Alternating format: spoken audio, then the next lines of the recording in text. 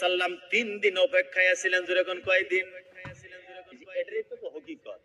যে জায়গায় আমার নবী চোখের ভিতরে বালু ঢেলতে পার হয়ে গেল, আবার ওখানে 3 দিন আমার নবী লুকায় থাম লাগে, তার কারণ কি? আমার নবী কি বাহাদুরি নাই? যখন দুশ্মনের সামনে 3 দিন লুকায় থাকুন লাগে কে? যে নবী আমার চোখের ভিতরে বালু ঢেল দিয়া আন্ধা বানায় সামনে দিয়ে চলে যেতে পারে, সেই নবী রহমাতুল লিল আলামিন গারে সুর পাহাড়ের ভিতরে আবু বকর নিয়ে 3 দিন থাকার কারণ সুহবতে আউলিয়া। যখন সুবহানাল্লাহ। আমার উম্মতেরা যায় না হায়া যেমনি পাওয়া যায় না, আয়া সবার হইলে সোহবতের দরকার আছে। আর এই জিনিসটা আমি এখানে বার্তায় দিলাম। আমি নবী কোনোদিনও 3 দিন ওখানে থাকার দরকার ছিল না। আল্লাহ আমারও কত কমজোর নবী বানায় নাই।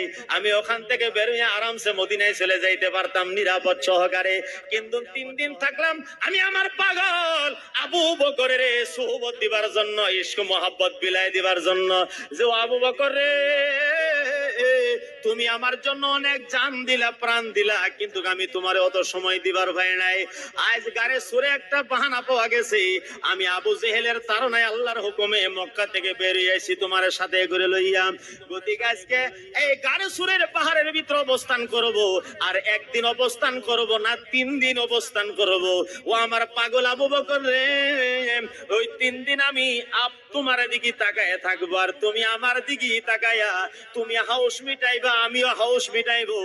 আর আমার উম্মতেরা যাইনে যাক, যতই লেখাপড়া করো না কেন, যতই বড় আলেম হও না কেন, বড় বুজুর্গানের কাছে থাইকে যদি সুহবত না নাও, তোমার ভিতরে আল্লাহ রহমত আসবে না। এই হাদিসটাও যাতে আমার উম্মতে মুখস্থ কইরা নেয়। যখন মারহাবা। এখন একটা কথা বলেছিলেন, সানিস নাইনে ইজহুমা ফিল গার লা তাহজান ইন্নাল্লাহা মা'না। আবু বকরকে বলছিলেন, আবু বকর তুমি বিন্দু পরিমাণও চিন্তা করো না, কারণ আল্লাহ রাব্বুল আমিন আমার সাথে আছে। এমন গারের ভিতরে আছেন, উভয় আবু জেহেলের পাট্টি সায়েদ দেখলে দেখা যায় আমার নবীরে। আবু বকর সিদ্দিক রাদিয়াল্লাহু তাআলা বলেন, ইয়া রাসূলুল্লাহ এখন তো ফাইসে গেলাম গা, কারণ উপর থেকে দেখলে তো আমরা নজরে আয় যাই মুগা। আমার নবী তো জাহানের বাদশা বললেন, আবু বকর আমাকে কি কমজোর নবী ভাবছো? ইন্নাল্লাহা মা'না।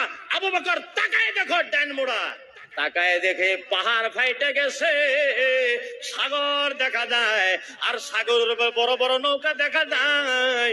আল্লাহ নবী বলেন, আবু বকর রে, সারা মক্কাও যদি উইটা আসে আমি আর তোমারে ধরা সম্ভব না।